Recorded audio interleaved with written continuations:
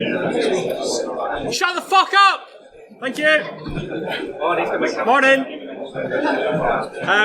So anyone who's not seen me talk before, I definitely swear. That's probably why you're all here, to listen to the Glaswegian dancing monkey do talks on security. Before we get started, I've been told by the scavenger hunt that I shouldn't put this slide up, but if you're doing the scavenger hunt, there's a 30 points for getting my signature, so here is my signature. If you take a picture of it and submit it to the scav hunt, you might get 30 points. Fuck it. Anyway. So, this talk came about... Oh, sorry, someone wants to get a picture. This talk came about because Glenn came to me when B-Sides Leeds was being planned. He was like, Andy, I need a talk. And I'm like, that's great. That's a you problem. He's like, no, I want you to talk. And I'm like, cool. What on? And he's like, just pick a title. I'm like, okay, cool. So I got one of my good mates to pick a title, and here we are. So it's not Jason Bourne, it's just Andy. Bit of pre-warning, so I go off on tangents quite a lot. This talk is probably going to be quite tangential, is that the right word? It happens. I sometimes swear I'm not trying to purposefully offend you, unless you're being a cunt. And then I'm definitely trying to offend you. I don't know everything, so if I can't answer your question, like if you've got questions at the end I can't answer, I'll go and find the answer for you. And if I still can't find the answer, then we'll never know. Don't fucking walk right in front of the camera. So yeah, if you've not seen me present before, you're in for a treat, I hope. Anyway, so 5 slides before the actual title of the talk. So this is Pentesting the Jason Bourne approach, turning regular Biros into weapons. The original talk plan was going to be, I was going to go through low-risk issues and then step through and be like, oh, this is how it's a high-risk issue. And I thought, well, that'd be a great idea if I had known about the description more than a week before the talk. Because I asked the B-Sides organisers, I was like, folks, what did I submit as a talk title? And they're like, this. I'm like, oh, great, cool. So instead, we're going to go through, Jesus Christ, that's Jason Bourne. No, it's just Andy. We're going to go through war stories and things. So for those of you who don't already know me, I'm Andy Gill. I'm the UK, EU, wrong way around, adversarial engineering lead at Lara's Consulting. So we are a consulting firm based in the States, but I run the European team. I've been slightly defensive, but mostly offensive for over a decade. I've written 2 books, Learning the Ropes 101 and Learning the Ropes 102. They're not about bondage, despite what you Google. I'm known as Zephyrfish on most platforms, and all of my slides will hopefully be pretty, and all the photos that are from... Okay, all the photos, I'm going to walk away for a second, but all the photos are going to be after the slides on that blog there, which is my blog that I take photos. Anyway, so the original title for this talk was This One Time on a Pentest, and I'm going to go through some war stories. So this war story here is hiding in plain sight. What typically happens... So the plan for this talk was to look at techniques that are harder in a pen test on a red team than a typical threat actor would have. And generally speaking, that's mostly the case. Anyone who does pen testing, put your hand up. Keep your hand up if you do red teams. Yep, so a few of you. You'll know that going up against a good blue team is pretty hard. And in this instance, what I found was, or what my team and I found was, we were masquerading as a legitimate company inside another company. For the purposes of these war stories, I'm not going to name clients because obviously that's a bit fucking stupid. Hopefully someone's keeping count of how many times I say fuck. Alex is, wonderful. So yeah, hiding in plain sight. We were essentially stations inside a company masquerading as another company. So we came inside the company. Sounds really dirty when I say that. As a legitimate developer, and applied for a job, got a job there, and the objective of the engagement was to get access to privileged information and access to sensitive information. So this company, who were the target, were a large manufacturing company, and the objective was to go after plans for their next biggest product. So what we did is we applied for a job, we got a job, I got a job as a developer, can't write code for shit, but they didn't know that. Passed the interviews, got through to kind of the stage where they're like, here's a laptop, and realistically speaking, anyone who's done an insider threat, most companies will give you a laptop and be like, right, you're gonna masquerade as a malicious employee. Your objective is to go after X, Y, and Z. Well, actually, in this case, I was the malicious employee. They'd given me a laptop legitimately, and my objective was to go after X, Y, and Z. So what I did was, first couple of days, I was getting to grips with HR. Was on my best behaviour. Wasn't allowed to call people cunts, no matter how much I wanted to. And I was learning about their internal environment. And what I found quite quickly was, being a developer, they give you local admin on machines. which for anyone who does pen test or anyone who's in blue team knows that's probably not a good idea, because having admin on a machine gives you more access than you probably should have. So anyway, I had this laptop and I was playing about with it, and I found that with local admin I could turn off their EDR product. Now, because it was the first week of the job and this engagement was 8 weeks long, I wasn't just going to disable the EDR and like, right boys, the game's done, you're fucked. Instead, I kind of went through everything that they had on the laptop, and what I found on the laptop was, for some reason, I don't know why they were doing this, they were backing up the SAM, the system, and the security files to the C drive. And because I had local admin, I could access the root of the C drive. So top tip, if you're locking down endpoints, restrict access to the local C drive to normal users, because if you don't, and you're stupid enough to back up the SAM system and security files, what I can do as an attacker is take them offline, disable all the security controls in place on the laptop. So what they had was they were blocking USB access. So obviously what I wanted to do was take the SAM system and security files off. For those who are not aware of those files, on Windows they make up the local database of hashes for users on Windows.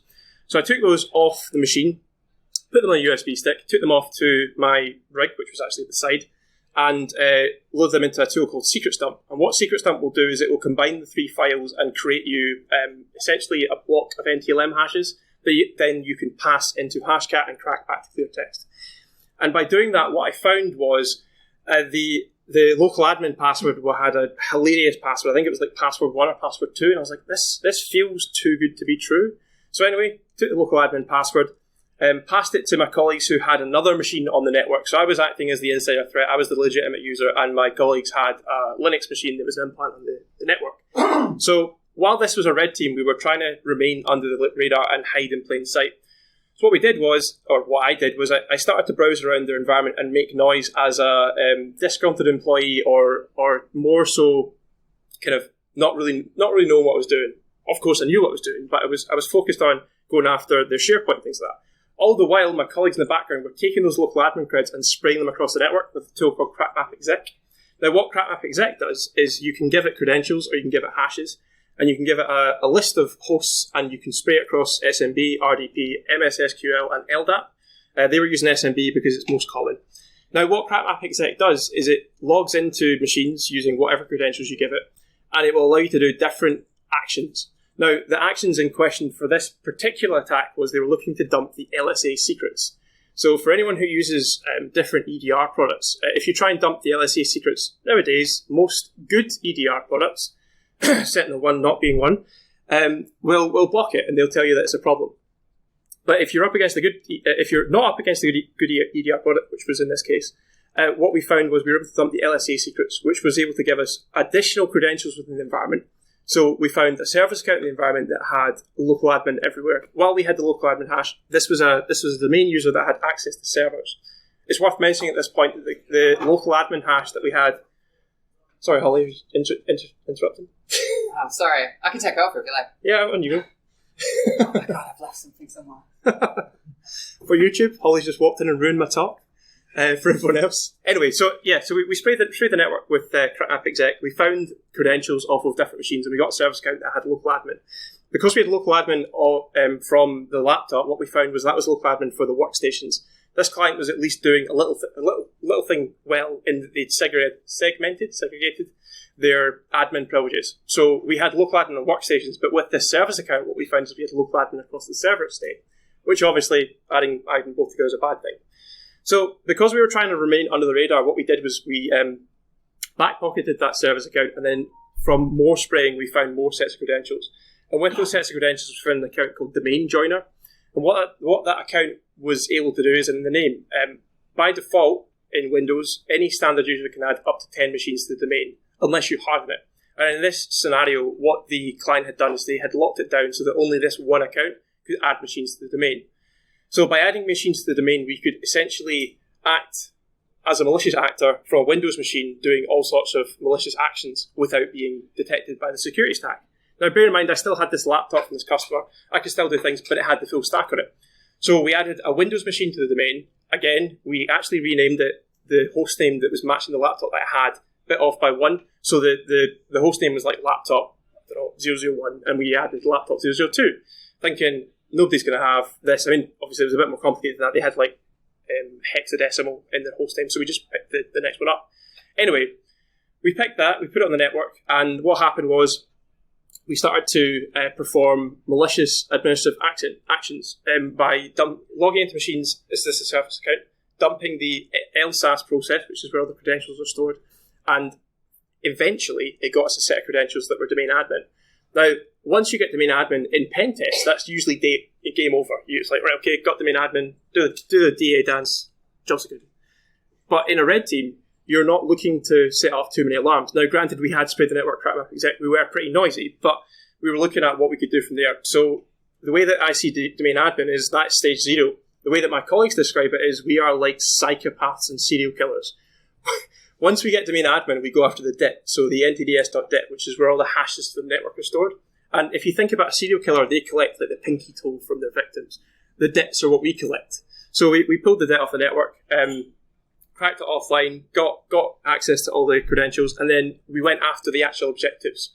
So the main objectives that we had were going after sensitive data, privileged access, and other things. And first thing we did was we went through Active Directory and we went, right, what users are likely to have access to these systems? Went through them, targeted them, popped their machines, got into VDI, and then rinsed and repeat. And eventually we got to the end of the engagement and we'd gotten all these things, and we were like, right, okay, Blue Team's not seen anything. I wonder why. And turns out my colleague had popped the head of Blue Team and was just sitting deleting logs from the dashboard as we were in. So yeah, hiding in plain sight. I'm conscious we only got half an hour, so I've got 3 war stories here. I might not cover them all, but we'll see. The next one is VAs, so vulnerability assessments are not the be-all and end-all. The original plan for this talk, like I said, was taking low-risk issues and calling them out as high-risk issues. What we found here was, put your hand up if you use Nessus or Tenable. A lot of people. So Nessus and or Tenable have a really bad habit of marking things for compliance as high risk and critical risk. And more often than not, like things like SSL and TLS, unless you're Scott Helm and have a hard-on for SSL, it's not really a critical risk. Unless you're going through like PCI compliance and things. But what we found was in Nessus specifically, there are a lot of informational risks that are raised that people often forget about. And one of those informational risks in this scenario specifically was Cisco Smart Install. Now, Cisco Smart Install is it's not a vulnerability, it's a feature. It's not a bug, it's a feature, which allows you to, Cisco devices spin up like an SFTP server with the configuration of the switch on it. And if you connect to it over Smart Install, you can download that config, access the switch, and do what you need to do. So what we found was in a client environment, they had Smart Install across all of their switches. What we did is this wasn't a red team, so we weren't bothered about being quiet. We connected to all the switches, downloaded all the configs, accessed all the things, and added ourselves to the network access control. So we bypassed network access control. So moral of the story is there, look at the informational risks. Now that's a short war story. I've got a little bit more of an interesting war story. So, anyone heard of PCI? Yeah? PCI, payment card industry. Typically speaking, you're meant to segment. Anyway, your networks are supposed to be separate. And in this case, they technically were separate, but they weren't because networks were never separated. They had essentially an environment whereby I was given access to a Windows machine within their PCI enclave and a Linux machine within their corporate network. And the objective was to see if I could pass traffic between the two. Now, at a network level, I couldn't. There wasn't any route. But what I found was they were doing access control based off of Active Directory.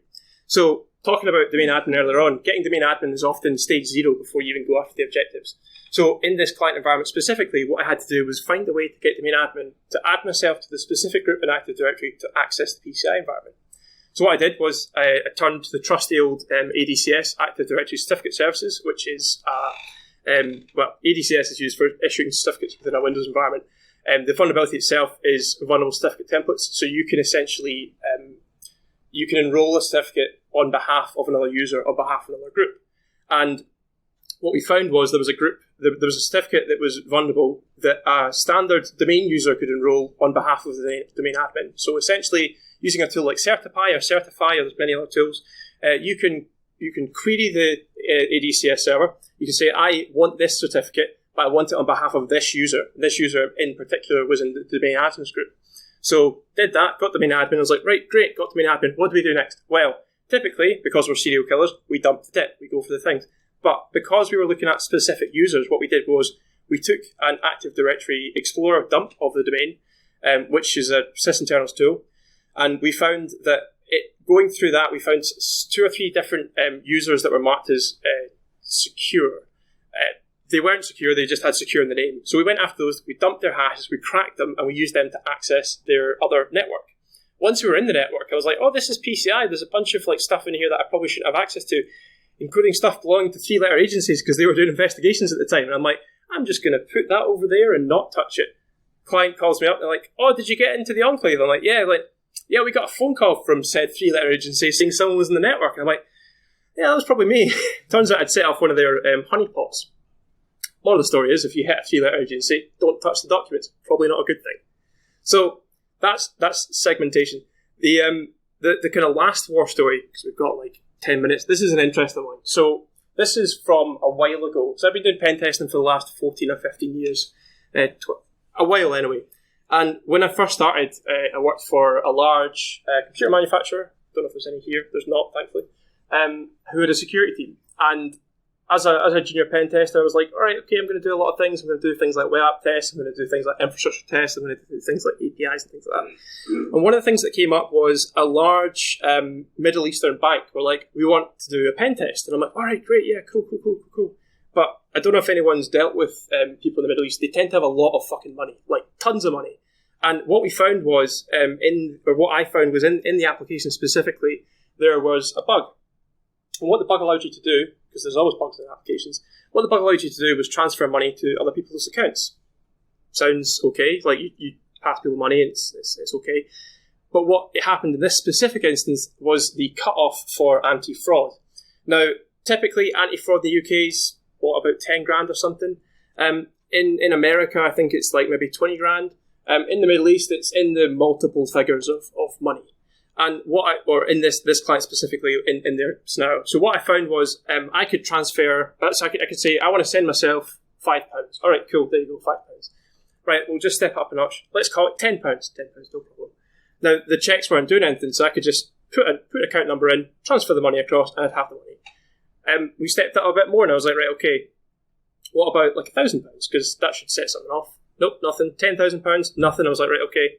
And I called up the client. I was like, just double checking. What are your fraud cut-offs? They went, oh, it's £1 million before it's a problem. I was like, all right, okay, cool. But your test account won't let you to transfer more than 999,999 because that's a cut-off. I was like, okay. So Monzo have got this great feature of you can spin up a virtual card and it will give you a new bank account that will be temporary. So what I did was I spun up a temporary bank account and I said to the client, I went, well, my test account's not going to let me do this. Can I try this with a legitimate account? They went, oh yeah, our fraud detection system, they'll definitely catch that. It'll be no problem. I'm like, all right, game on, folks, game on. So I chucked my account details in. I'm like, right, go through the normal things. I'm like, I wonder if this is a test system. I sent myself a penny, and I was like, okay, that works. I sent myself £5, and that works. I'm like, okay, cool. I got a phone call from Bonzo being like, are you doing something dodgy? Because you've had a Middle Eastern transfer for a couple of quid, and I'm like, no? All right, okay, cool, no problem. Nothing at all. It's absolutely fine. So anyway, going through the transfer, I transfer myself £1 million, and that worked no problem. I'm like, cool. I'm like, client, did you see this? They're like, nope. Okay, this is getting better. I'm like, right, okay. Fuck it. Let's transfer $1 billion. What's the worst that could happen? So I transfer £1 billion to my account. And I get a phone call again from Monzo, like, are you sure you're not doing malicious stuff? I'm like, well, it's not malicious if I've got permission, right? They went, no, it's still malicious. I'm like, here's the client. So anyway, client chats to Monzo, like, oh no, we're doing testing. It's like, can you not use your own accounts? Oh, our test accounts only support up to 999,999. And they're like, all right, okay. So anyway, in my Monzo account, I had £1 billion pending. And I'm like, is that just pending or is that going to go through? And they went and checked the test account. The test account had -214, basically the number that's infinite. I was like, how much money was in the test account when you started transferring? And they're like, oh, 0. I'm like, so I have created money out of nowhere. And they're like, yeah. I'm like, nice. So I thought, fuck it, we'll go one step further. What's the largest number that I can fit into this box before it becomes a problem? So I put the largest number in, and the test account still got 0 in it, and my bank account had more money than there is on the planet. I was the richest man on earth for at least 30 seconds. It was wonderful. And then it all went tits up when HMRC came round to ask questions the next year. Because my accountant was like, you used your business bank account. I was like, yeah. Like, you realise that shows up in your statement? I'm like, that's correct. They went, and HMRC are going to think you've got more money than the world has. And I'm like, fuck, I didn't think of that. So yeah, that was a fun story. Anyway, the client came back to us and said, well, actually, this is an interesting bug. Can you try transferring between like legitimate accounts? I was like, yeah, I can give that a go. Why not? I mean, I'm only typing numbers in a box, passing the buck, and passing them across. So anyway, we took. I'm not sure if the client had permission, but we took one of their wealthy clients' bank accounts and emptied it in 30 seconds. And their fraud department rang us up and went, what the fuck are you doing? Like, well, we thought this wouldn't work, and clearly it works. And what we found in the back end was they had a statement that was like fraud detection, which was commented out, so nobody was actually checking that shit. You could transfer anything. And even worse, their actual bank account system, like their banking system, had no validation if you had the money in your account or not. So you could just basically be like, how rich are you? Well, I've actually got like £1,500 in my account. All right, cool, yeah, here you go, here's the cash, no problem. Or I've got like £1 billion. Yep, you can have it, no problem. And the fix for that was, we're going to rewrite our banking system because this is a fucking shit show. So, yeah, that was a good laugh. So I've actually rattled through these, but I've actually got 5 minutes left for questions. But before the questions, that's not Jason Bourne. Neither am I. If you'd like to follow me on Twitter, that's my Twitter handle. If you want to see my blogs and shit, all there. I work for Laris. These stories aren't from Laris, they're from previous companies, but if you fancy reading all this cool stuff that we put out, you can check out the blog there. Has anyone got any questions? I'm not going to name client names before that's the question. Yes? Can I borrow a tenner? No. Can I have a tenner? Maybe. It's not going to be my tenner. I'm going to steal it off someone else and give it to you because I'm class region. Me as well, Yeah. I'll give you your own tenner back. Have they rewritten the banking system yet? Yes. They after that engagement, they took the bank offline for a week and rewrote the entire thing. And I'm like, that's quite ambitious, boys. But I had left the company at that point. I assumed they fixed the bug, but I don't know. I'm not going to name the bank because I don't want to go to jail or ever. Yeah. Yep. How often do you get with Laris to go in and do sort of like that long, almost 2-month assessment and sort of red team sort of exercise? How many companies go for that now? Yeah. So one of the things that Laris specialise in is red teams and long-term red teams. So we have quite a lot of large clients who specifically want us to do one scenario or multiple scenarios, and it'll span over 6 weeks or 8 weeks, or in some cases we've got a client that has a year-long red team with us every year. So they will give us 4 different scenarios quarterly, and those are what we have to go after. And it might be a case of, well, you need to break in this quarter, or you need to go after this specific stuff. But one of the core objectives is to remain persistent in the network. So if you get caught, you need to kind of get your foothold back, kind of thing, like a real threat actor would. Yep. As you're like getting the job, did you do it as you or do it as a third party? Or? Oh, so yes. My name was Johnny Sins, and the company didn't. Bobby Tables. Not Bobby Tables, no, Johnny Sins. Much better. It's penetration testing, for fuck's sake. And he's a pretty good multi job individual. You should Google Johnny Sins if you don't know who he is. With safe search turned off. Any other questions? Yep.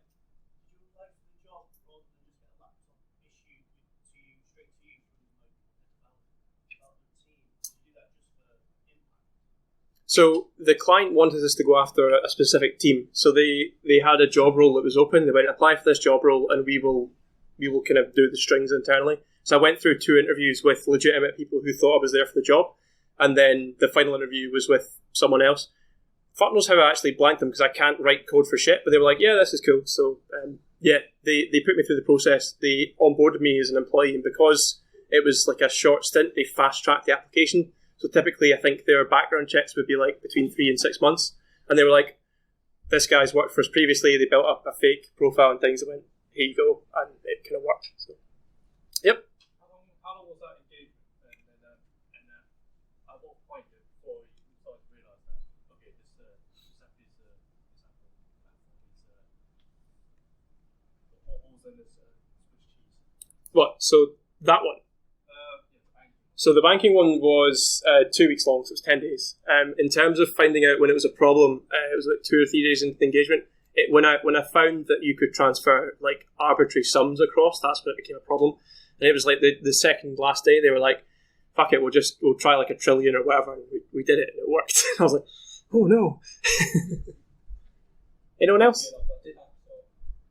Yep. Did you originally outsource the development of that app and then decided to build it internally?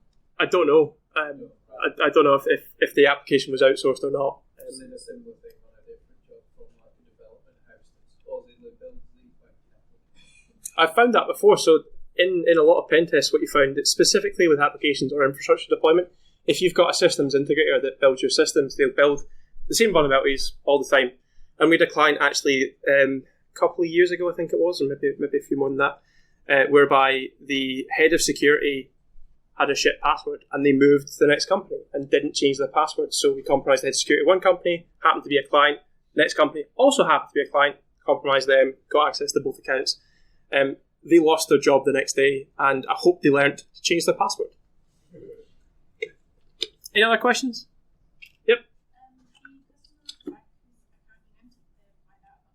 Pardon? Yep. The customer didn't find out because they had more money than I've ever seen in the bank account, and they probably don't check their bank very frequently. They probably just like, I've got money, until they rock up to the cash and they go, oh, I don't have money. Anyone else? When's the audiobook? What audiobook? Whenever you want to do it. No, it has to be in your because nobody else could be Andy Gill in an audiobook. True. At some point, we'll find out. So, before... Oh, fuck. I fucked it. It's fucked. Basically, if you want the scav hunt, take a picture of that now, if you haven't. This guy's running the scav hunt, so... Is there a swear word you've always wanted to say in a presentation but never got the opportunity? Oh, no. No. Let me stop the recording. No. Everyone, on you go! Thanks for listening.